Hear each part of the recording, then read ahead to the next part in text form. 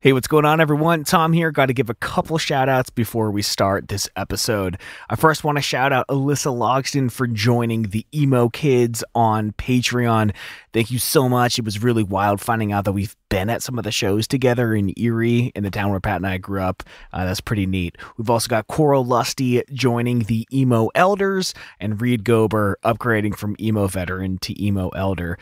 Thank you for supporting the show. It really does mean the world. We'll talk a little bit more about the Patreon later, but now let's get into the episode. Tom, do you feel coerced? A little bit, if I'm being honest. Okay.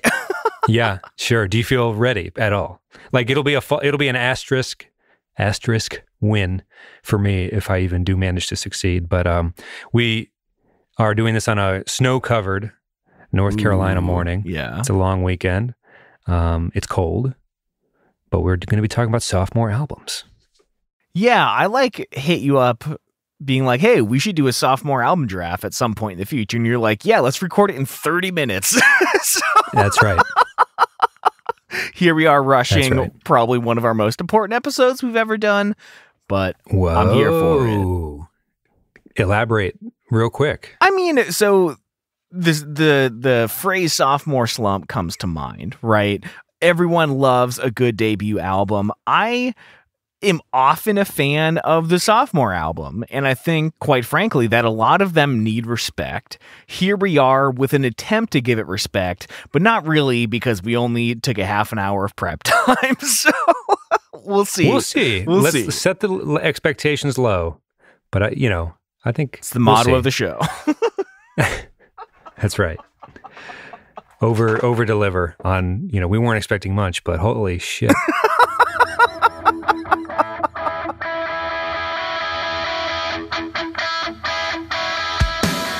What is going on, everybody? I'm Tom. And I'm Pat.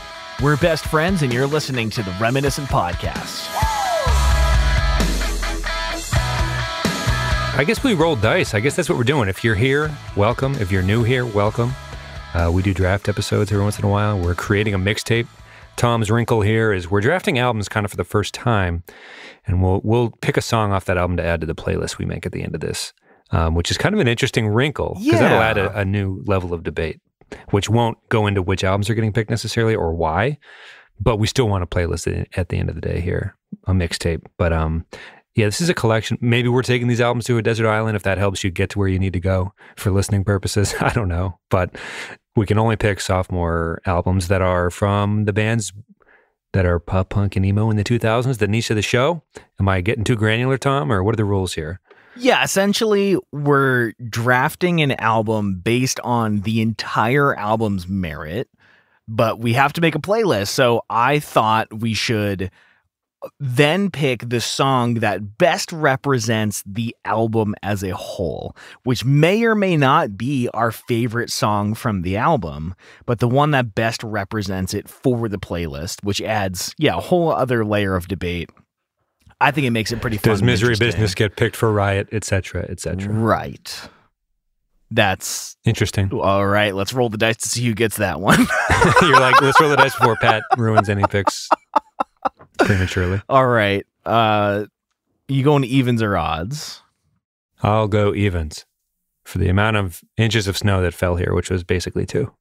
Oh, we had like a foot at least in Asheville. In the mountains. I mean, quote unquote mountains, right? It was amazing. No, I meant that with sincerity. Like you get more snow, I think, than we do here in central North Carolina. Although we get a lot of it is straight up ice at this point, like unshovelable.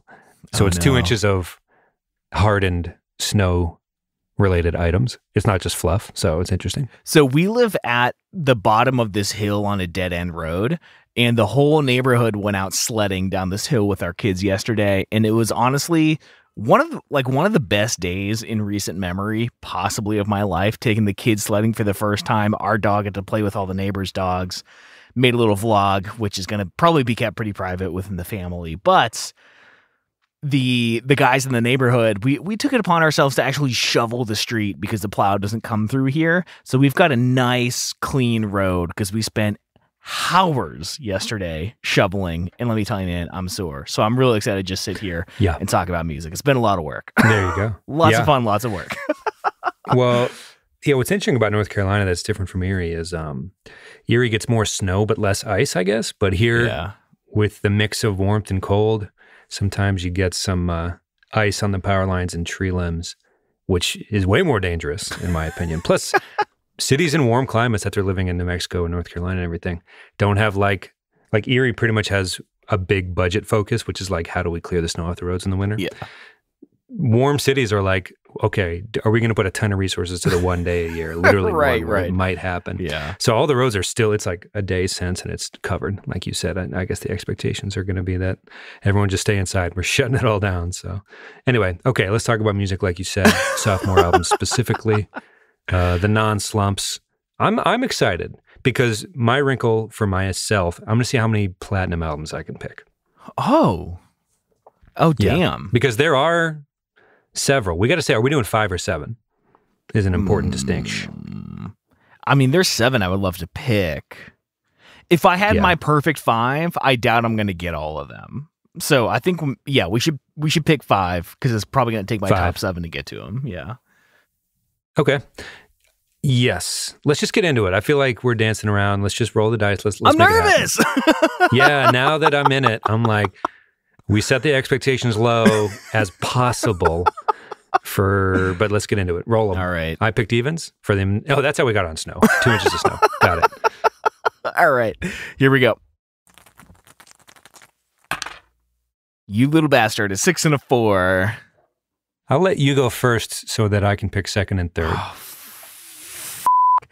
that's usually when one of us offers that up to somebody, you know that they've done a little more Googling than we have.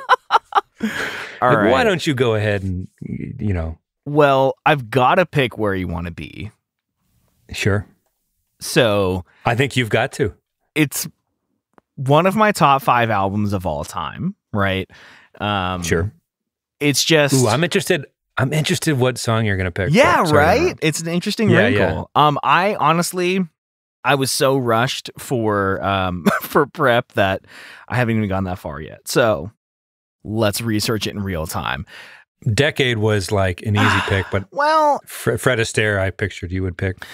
Okay, so but also New American Classic. There's a case there. So I think that the whole theme of this album is they make you wait for the back half. But there are some more hitty hits on the front half. Like Decade is on that. Those first 5 songs aren't throwaways. No, they're not throwaways, but the way that the meat for the fans is in the back half, I would say, yeah. I think so. Not only in the back half of the album, but all of the songs on the back half of the album, the part that you go there for is on the back half of the song. So with that being my, I don't know, I guess interpretation of the ethos of this album, I'm going to pick something late. And you know what? I was going to go a little devotional, but I'm changing my mind. Okay. Give me Slow Dance on the Inside. Wow. A mood is being set early for what this playlist is going to sound like. It's going to be a rough intro song. Every other pick. Okay, so I was going to say, if you picked 180 by Summer, I'd be like, okay, if we just had a decent emo playlist going and then 180 out of context just blindsided us, that might upset some people. But interesting. Okay, yeah, I could see that. Well, God, I don't know. I think if I were going to pick my favorite song that I would want to be there, I would just pick 180 by Summer. I think it's probably the best song on the album. And maybe it is the one that represents the album the best, but I think there's something about the last track that it was like the whole album was building up to this. I mean, they even give you ... slow dance on the inside to insinuate that like the beginning of this phrase isn't the important thing. What you're really there for are the last few words of it. And this whole song is very good, but it all comes to a head at the very end. And it all ends with "Tonight will make a difference." So like, I think with a lot of this genre, it's about feeling, I think they even said complacent at some point in the album and just like not really knowing where to go. So it's such a, I mean, it's the last song. It's very late album, and the very end of the song is Tonight Will Make a Difference. There's like a glimmer of hope throughout the angst of the entire album. I could be persuaded to pick something different, but I think Slow Dance on the Inside is the perfect representation of this album as a whole. Somebody recently tweeted Dylan, I think, about Taking Back Sunday's self-titled, and will we ever do like a homework assignment type episode? There's this interesting wrinkle to the show, like with the fans now, like, okay, we obviously know what's in decade, but what are the big items out of decade that need to at least be addressed? It's interesting that self-titled has kind of come up as one of those, like, hey, what do you guys, like, what's going on there? Because it's 10 years old now. It's not like it's 5 or 7, it was released in 2011. So yes, at some point we'll address songs that came after this album, or after, oh my gosh, Tom. What's the one with Liar on it? And what's it feel like to be a ghost and Make Damn Sure? What is the name of that? Louder Now. Louder Now. It's the one it's my third favorite at best, so maybe that's why I forgot. So.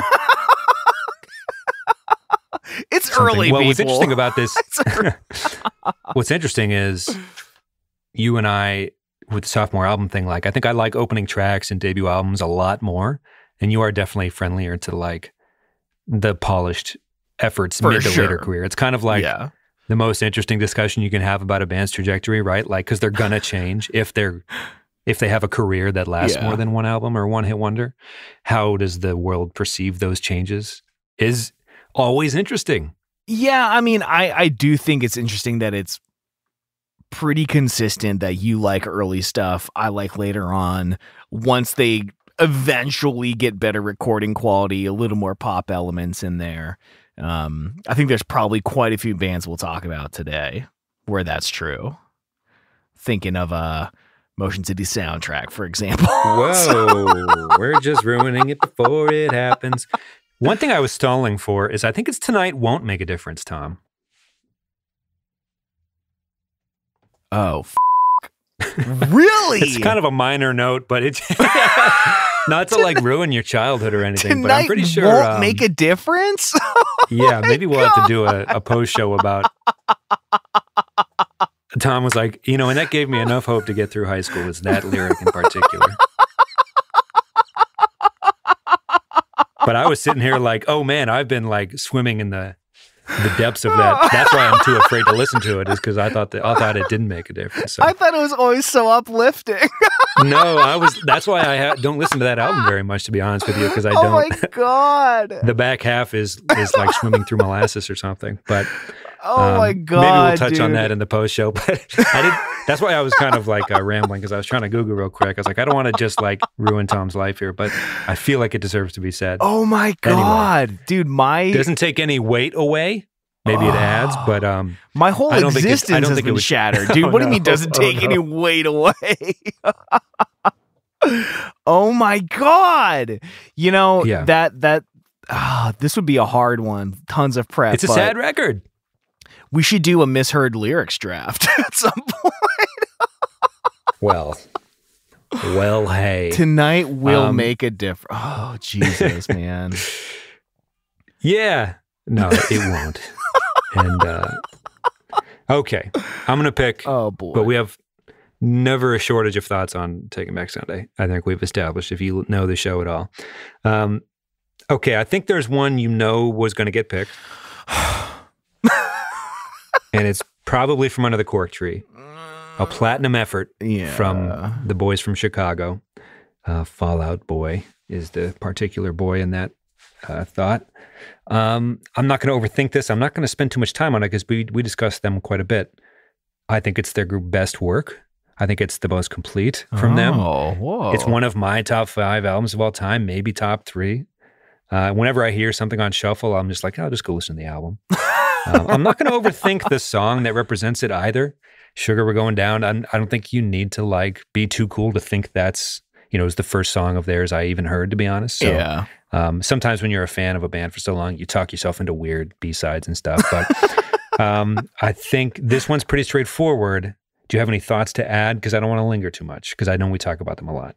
I know we talk about them pre-Foley, much to the dismay of our listeners. So I don't want to beat a dead horse, so to speak. But this one deserves to get picked. I mean, what a pick. It even has a song on it that refers to the word sophomore. So lots of reasons for this to get talked about today.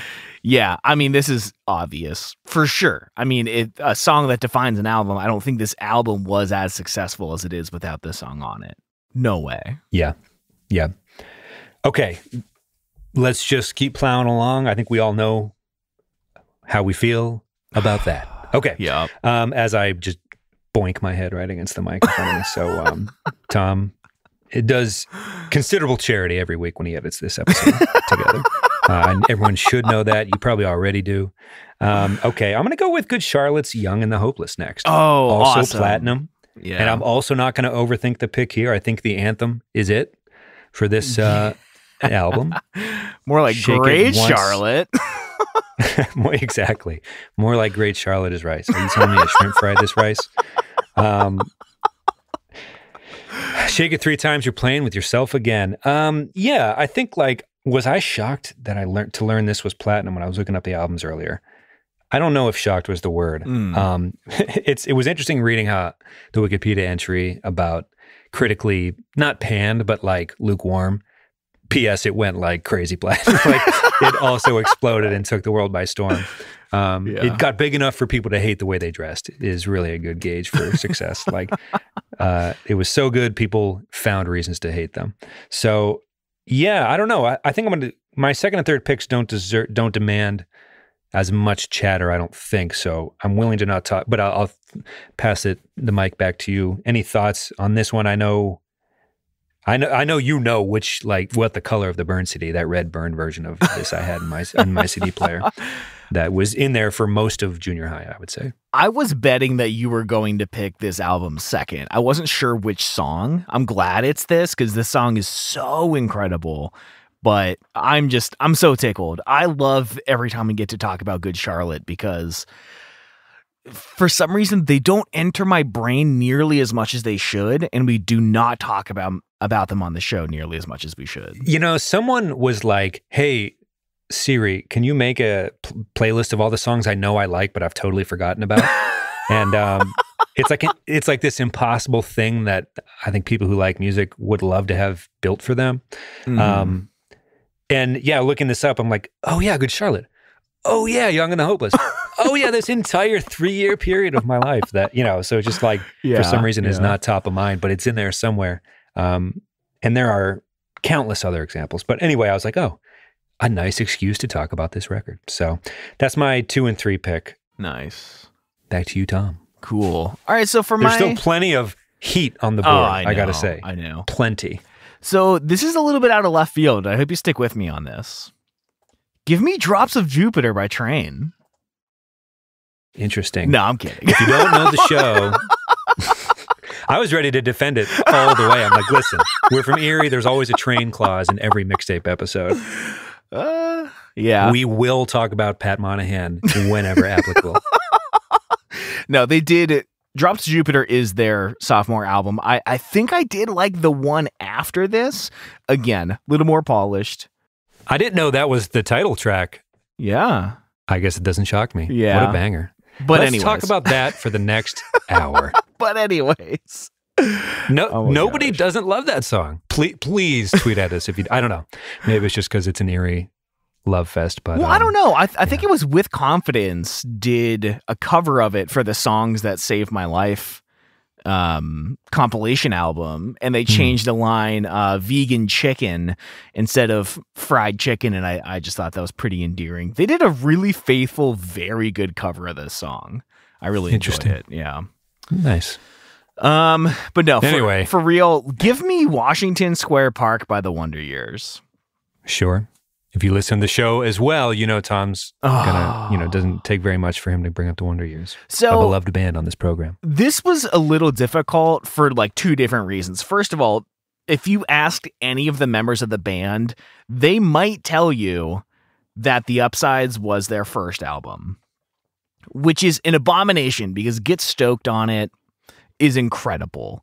And the reason I kind of struggled with this one is because the songs that I love on The Upsides are my favorite Wonder Years songs. However, I think Suburbia, I've given you all and now I'm nothing. I think I might like it as a whole album a little bit more than the Upsides. And I think their freshman album, Get Stoked on It, is actually my favorite album of theirs. So I kind of like got lost in the rules of like, do we only pick the sophomore album if it's our favorite album of their entire discography? I don't think that has to be a rule. I got a little hung up on it, but Washington Square Park was the lead single off of this album. It came out like, also, so this is something that I wanted to ask you. A lot of the music that we listen to, and I think anyone who has listened to the show for a while would know this, that we become fans of the band like well into their already established career.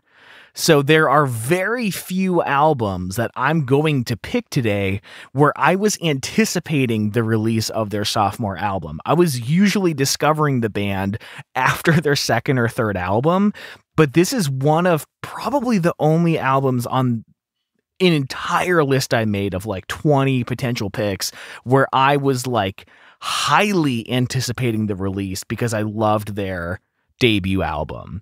So this song Washington Square Park was the lead single. I had just gone to college with my best friend Ryan, who was my main music Sherpa. He introduced me to the band, and we both had at different times, but we both had homesickness pretty rough freshman year of college. And I had just gotten a bike. I was riding around everywhere. And this song, I'm nailing shards of hope together to put something over my head, just like meant so much to me as an 18-year-old moving from Erie, Pennsylvania, population, 102,000 to Washington, D.C. It was such huge culture shock. And when Which is a little bigger. A little bit, a little bit, maybe playing on a different stage. But when I feel like I really had nothing, I had this album and I had this song for like, it was just this song for a long time before the album came out. I feel like it might've only been 2 months, but when you're 18, that's fucking forever. This song means a lot to me. So probably should have been my first pick, but you got to play the game. Yeah, for sure. But yeah, I could see an argument for Melrose Diner, and it's like, but that's like about a girl. The whole album is just like trying to get better, thinking that you can. I remember Soupy kind of like addressed the people as like, I don't want you to think that like this album was the victory where I overcame depression. It was like a battle cry that I feel like I can, but I'm still not quite there yet. And I feel like this song is the epitome of that statement itself. Like, it's still raining, but at least I have the resources to try to keep myself out of it by cobbling together whatever I can. So gotta pick it, man. This song just means a lot to me. Yeah. There you go.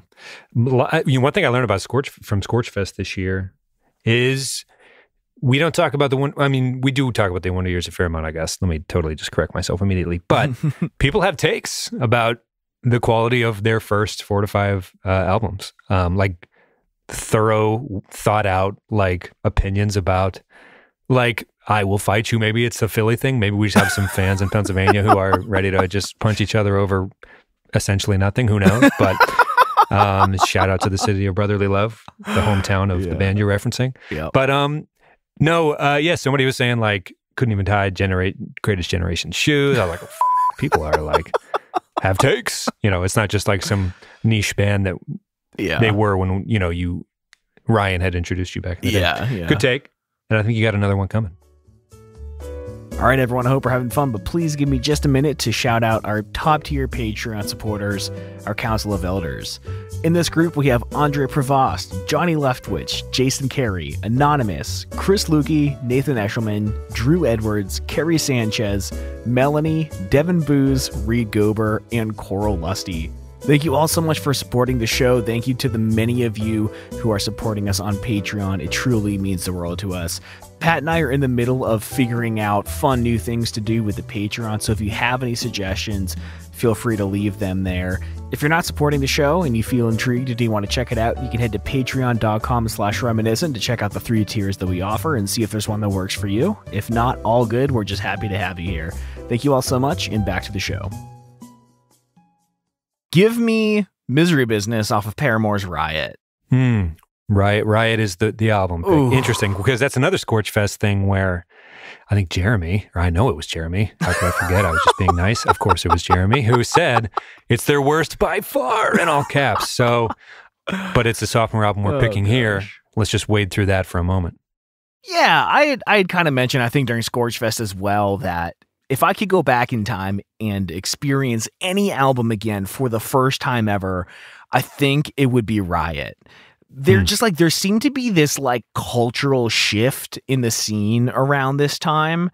And I feel like this record just took over everyone. And it was like the first month when Pokemon Go came out and just everyone was playing it. It didn't matter age, gender, like whatever. Every fucking person in the world was playing Pokemon Go, and it was beautiful. We were a proper country.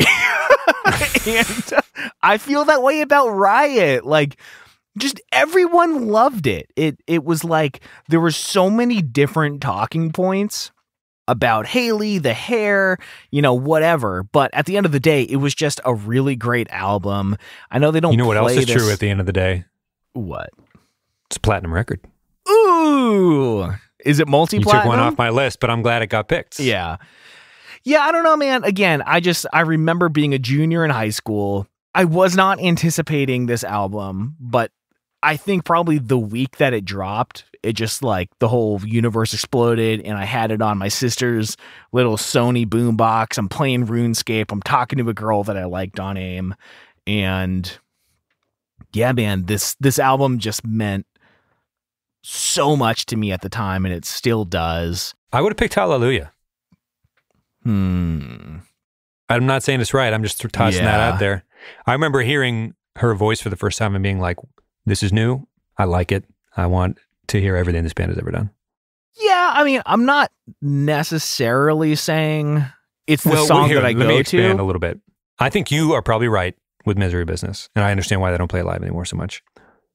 I think we talked a lot about Underoath, actually a lot about Underoath in the last month or so, but with the Christian theme within this subgenre, on the tree we talk about all the branches, this and that, subgenres. Yeah. I thought they were a Christian band when I saw this song title. I was like, oh, this is the best Christian band I've ever heard, because they're making, obviously she's dynamic and so is the band itself. And then it just wasn't the case, and it was just, you're allowed to say that word if you're not religious, obviously. So, but that's what I like based on our local scene and what was happening elsewhere. It's like, oh, interesting. This is the best religious band I've ever heard. Because that's the first song I heard by them. I was like, who the f*** is that was this? the first song. Yeah, it was. Wow. So I was just like, okay, sign me up. I'm intrigued. And it's like, oh, they're not even religious. That's just one of the many great songs off this great album that came after an even better album they already put out. Well, I mean, you do know that Haley was like brought up in the church, and like confliction with her belief was like a huge theme throughout all the records, right? You see the tattoo, right? The big cross. I think like, I don't know how many of the details I know about that storyline, but aware of the presence of that, like those thoughts, I guess. I mean, growing up in that part of the country, I think a lot of people deal with that, right? I don't know. And especially in 2007, a lot of people were experimenting with the Lord.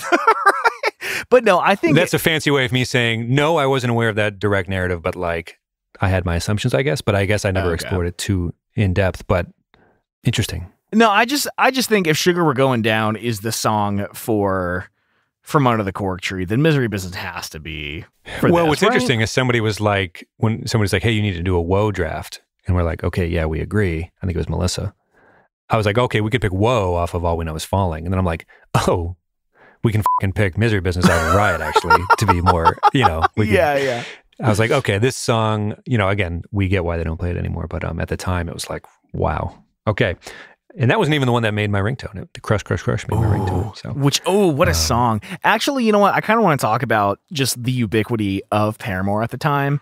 There was this kid, Joel, in Erie who was like absolute hardcore scene lord. He had the Lake Effect in Effect tattoo like on his calf. He was like, hardcore kid, right? He got Paramore tattooed on his knuckles.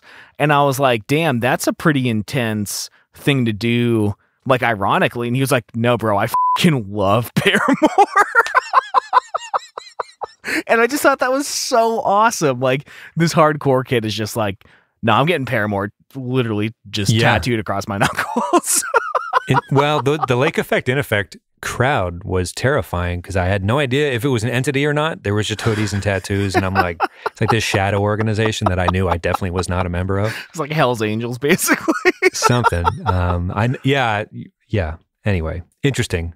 Paramore. But nice. Soft spot for Paramore.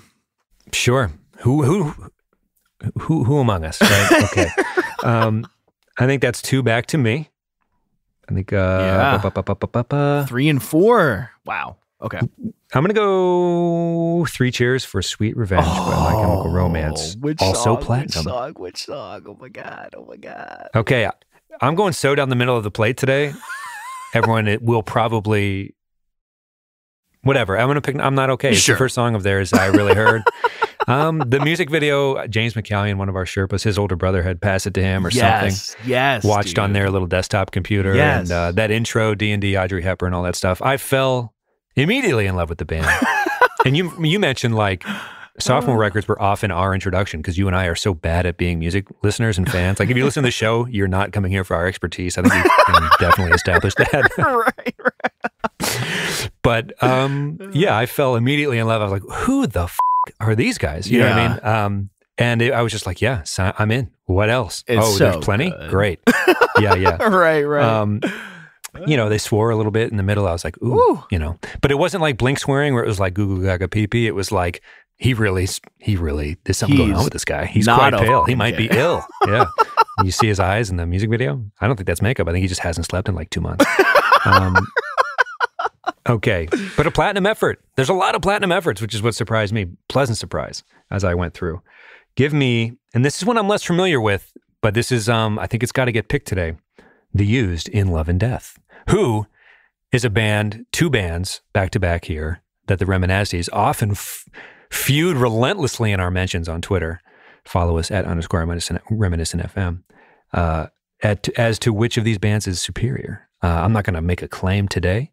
But In Love and Death, platinum record, Tom. Sure. I'm going to pick all that I've got because I'm keeping it just, you guys are going to take me yard all day long. These pitches are going right over the center of the plate, nice and slow, no surprises. But what's interesting, Tom, is I don't think, so you and I aren't the biggest Used fans in the world. If you listen to the show, you know that, et cetera, et cetera. But I think everyone knows, similar to like Homesick by Day to Remember and some of the other like relatable album covers you just inherently know of, the heart in the rope and everything in the illustration. It's just one of those important 2000s albums that somebody brought up The Used like a year ago and they're like, you guys are dumb as hell for like never talking about them. And we're like, yeah, we know, but don't hold your breath. Yup. But you listen to it, you're like, oh, I know like half these songs actually. So like they were big enough to be known at least, reasonably well by non-super fans, I should say. So, I think the pick is In Love and Death, and the song I'm going to take is All That I've Got. I'm not going to mention Stained, and I'm not going to do that today. But a running joke we have with the fans is how much one of their hit songs, I'm not going to say which, sounds a lot like a Stained song, and we're just going to leave it at that. That's it. That's Alrighty. it.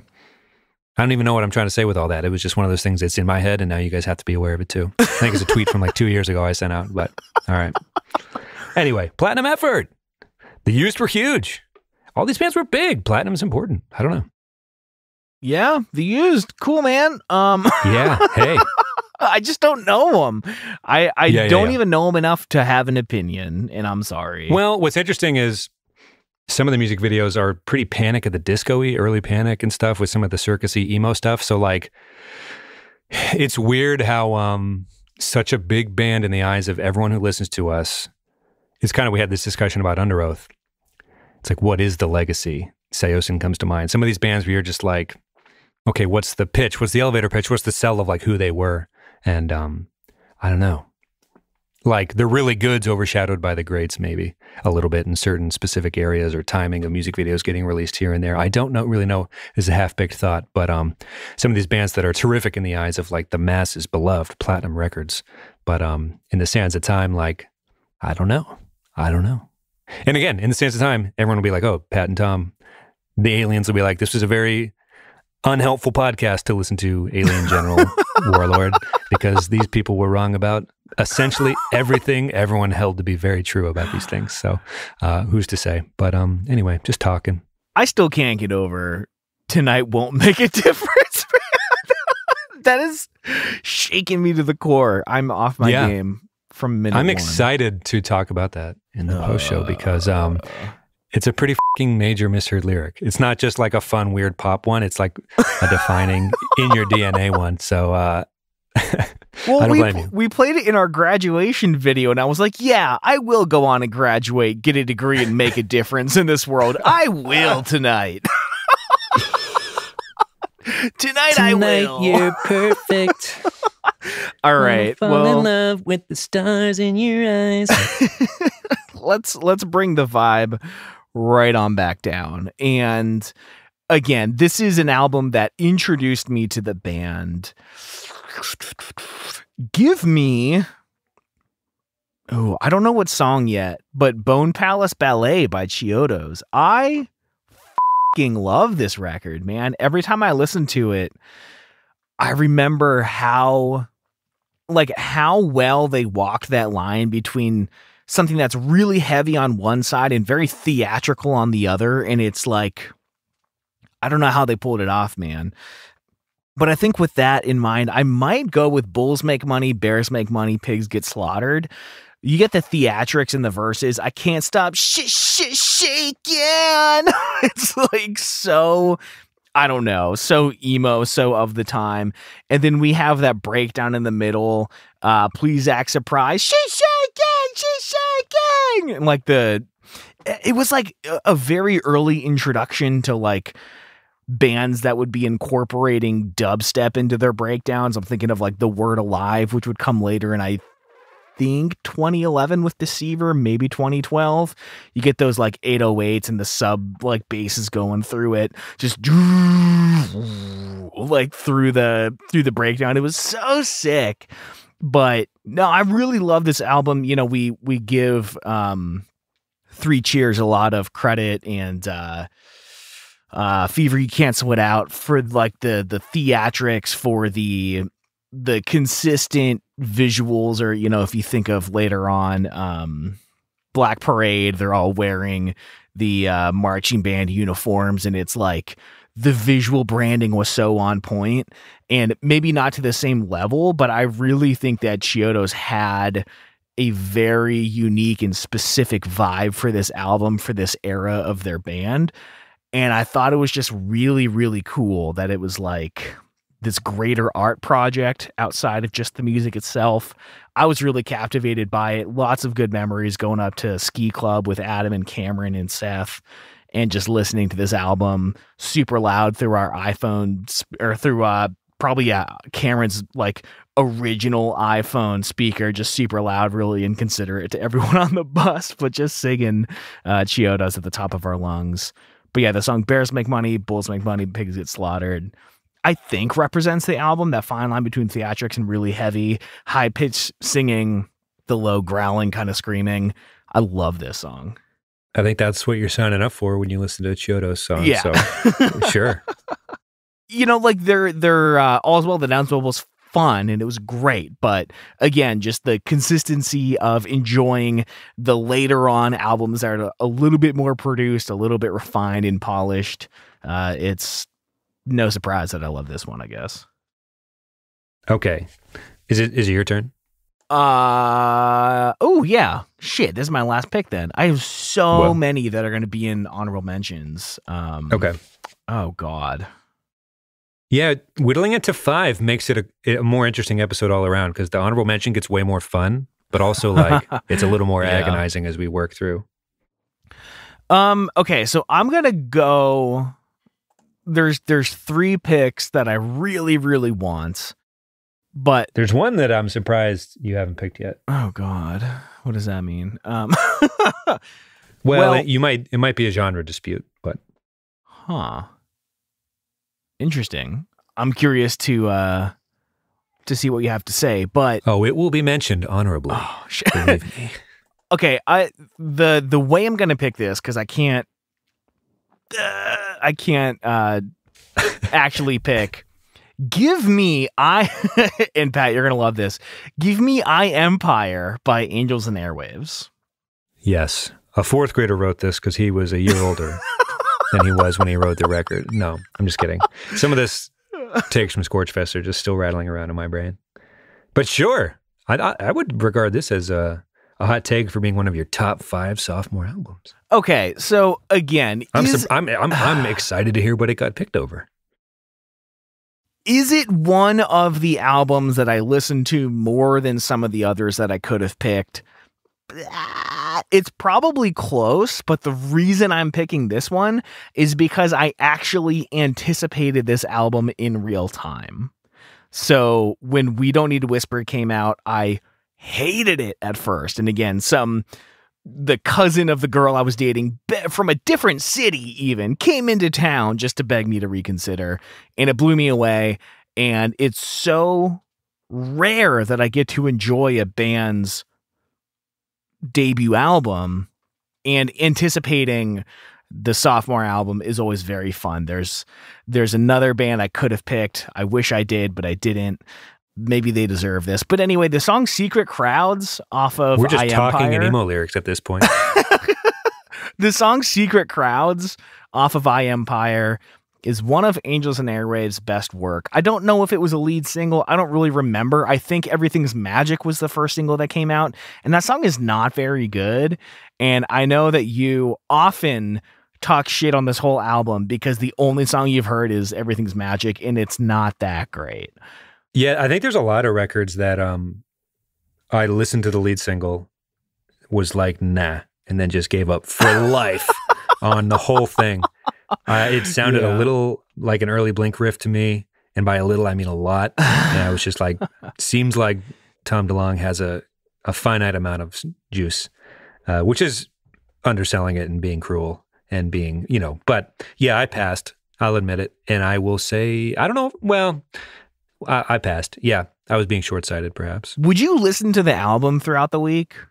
Yeah, people keep giving me homework. Yeah, I will. At some point, sure. I will say this. Dylan tasked us with taking McSunday's self-titled recently, finding time to get to it, and I just don't know if I see the argument for it, but more on that later in the year.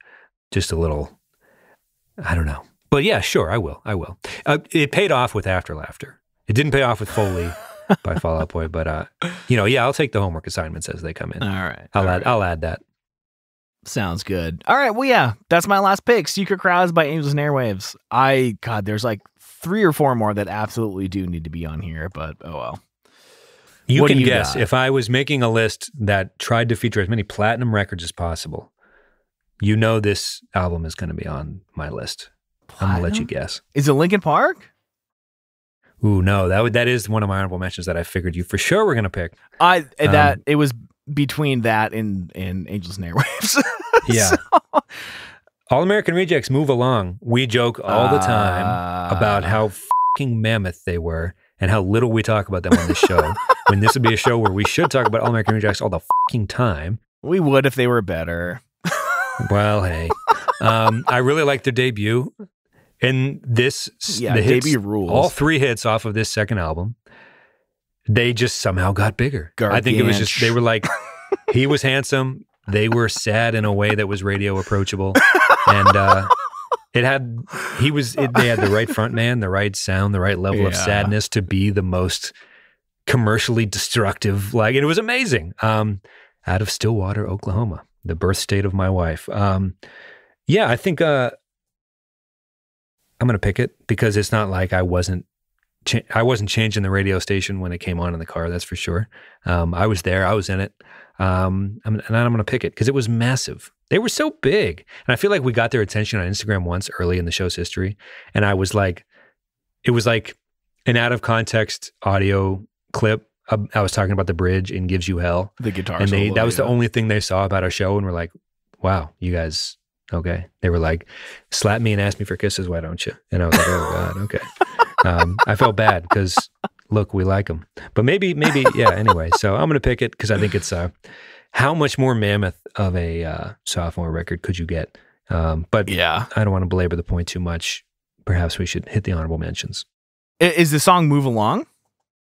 I'm going to pick Dirty Little Secret. I think like that was the song that inspired us to do our riff draft because I'm just like, is this a riff? Yeah. I think it is. How many are there? There's plenty. But anyway, I think it's recognizable. I think it's important. And the video is unintentionally very funny with the certain different secrets. Maybe it is intentional. I'm not sure. But yeah, no, It Ends Tonight and Move Along are not. No, I'm not going to pick them. Okay. But they're huge. Sorry, I'm like ill. So we talk about that in the post show as well. I'm starting to not feel great, but yeah, honorable mentions for sure. Cool. Give me Somewhere I Belong by Linkin Park off of Meteora. Meteora, right. I'm going to go with The Kill off of The Beautiful Lie by 30 Seconds to Mars, also platinum. Wow. Jared Laird freaking Jetto, man. This is the other one that it was between Angels and Airwaves. Give me a Surprise by The Starting Line. Chris Lukey What's the record? Based on a true story. So Chris Lukey told me that like I need to give this album more respect, and I was like, I don't know, man. I've just never really listened to it. And while I was building the bass shops for my studio, I put the album on, and somehow I knew like every single word. I like forgot that I loved this album. Yeah. But Surprise is a really great song. I love the chorus is, I'll be your friend in hell until then I despise you, and I probably always will. And then there's this part in the verse where he's like, I don't know, just being really dramatic, and he's talking from the perspective of this girl, and he's like, let me describe this guy to you. His name is Ken. He writes such awful songs about me all the time. You're goddamn right. And like, just how much more early 2000s pop punk can you be? Right. Not happy about ex-girlfriends. Yeah, sign me up. If you would have told 15-year-old me, here's what you're signing up for, I would have said, great. Right. You know me well. Yeah. Okay. Give me Thursday's Full Collapse for Jeremy, a gift for Jeremy specifically. Understanding in a Car Crash. Honestly, these next few records I'm going to read off in my honorable mentions, if I hadn't put in that like dumb platinum rule, maybe it's dumb, maybe it isn't, I don't know. Maybe everything we do is dumb, maybe it's nothing, I'm not sure. Already falling apart and the episode's not even over. But yeah, I think like there's still some massive sophomore efforts that we're going to get to. But yeah, I might puke on the mic, so let's just keep this one rolling. Quiet Things That No One Ever Knows by Brand New. Nice. Yeah, Deja, huge.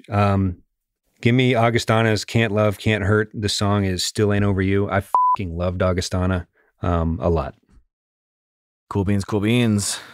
Don't know them. Give me Bayonet Work by Norma Jean off of their album Oh God, The Aftermath. Nice. Leaving Through the Window by Something Corporate is a sophomore record.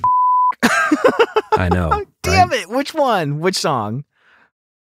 This is just maybe it's a mood I'm in today, but Woke Up in a Car. Okay. Ooh, Watch Out by Alexis on Fire.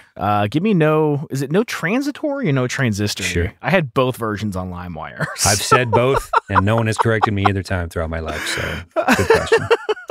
Give me the title track off of Dashboards, Places You Have Come to Fear the Most. I like it. This is another album I was really anticipating.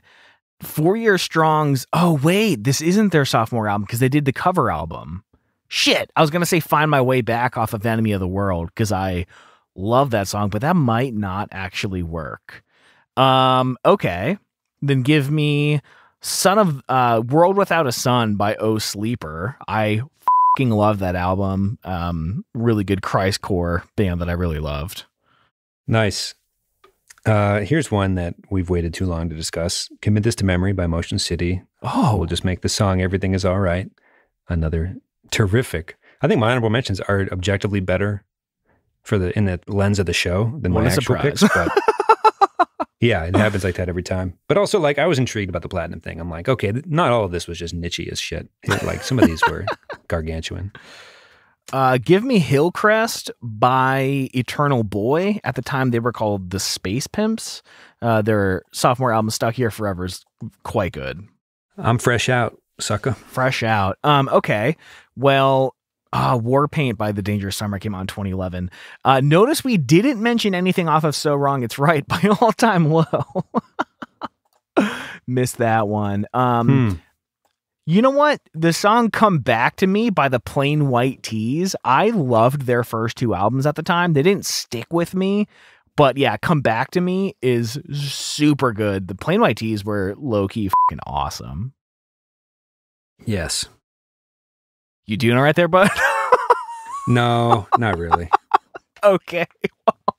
Before you puke on the brand new mic. Yeah, I don't know if it's COVID symptoms or not, to be honest. It's kind of this, I think Patrick, one of our listeners, shared an article about like this, the weird fear parents of children under 5 have at this stage in the pandemic where like you can't even get them a line of protection. So I've been kind of like staying on the other side of the house because I've got like the fatigue nausea, but I don't have a fever cough. So it's kind of like, is it just a stomach bug or something strange or like the precursor to like the whole damn thing coming down? So like it's been a weird weekend in a lot of ways, but that's kind of why I wanted to rush this episode because there's like a window where I was feeling all right. And we're just kind of, I don't know, there's snow everywhere. We're just kind of trapped here. And I'm just kind of like, I've been in bed all weekend pretty much. Oh no, man. That pretty much catches you up. I'm sorry to hear it, but it was a fun draft. Sophomore albums are great. We got to do the debut album soon. Interesting. Yeah. But I'd like to do a Woe draft and a Places draft too. Places. The Places draft is going to be a lot of fun. Yeah. Yeah. We'll give each other way more time for that one. I keep, every time we do a draft, I'm like, oh, let's do some research so we don't pick the same ones every time. But I don't think we accomplished that today. That's okay. Because we realized halfway through, we're like, oh, our fandom starts on the second album for all these bands. So yeah, those are all the favorite albums that we've been talking about for like 5 years. So exactly. I do wonder how different our lives would be if we were just a little bit older and all the bands we love, we fell in love with. If we were debut albums. 2 or 3 years older and we had older brothers and shit, our lives would be crazy different. Okay. Right. Oh boy. Well, make sure to catch the mixtape in the show notes, reminiscentpodcast.com/episode/259. Hit us up on Twitter. Let us know what songs you would pick. And we love you all. And we'll go to the post show for our Patreon supporters. Yes. All right. Bye, everyone. All right. Thank you all so much for listening. I know you all love the drafts more than anything, and we're happy to do them. This one was so much fun. Please hit us up on Twitter at _reminiscentfm. Let us know the sophomore albums that you would have picked and what song best represents the album. We're really curious to hear if you agree with our picks on which song represents those albums. Again, that's at _reminiscentfm. Thank you all so much, and we'll talk to you next week. Bye, everyone.